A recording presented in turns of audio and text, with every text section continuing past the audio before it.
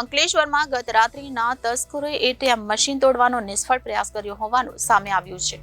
પથ્થર અને સળિયા વડે સમગ્ર ઘટનાને અંજામ આપવામાં આવ્યો હતો.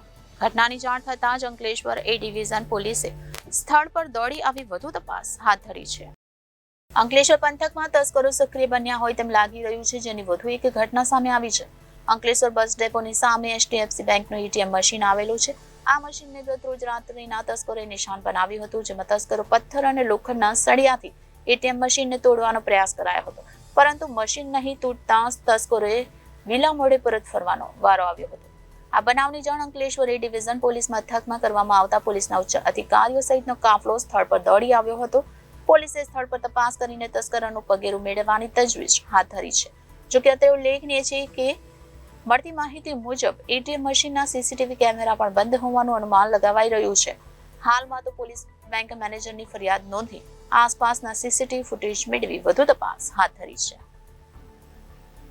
Reporter Viral Gohil, Janadesh news, Bharuch.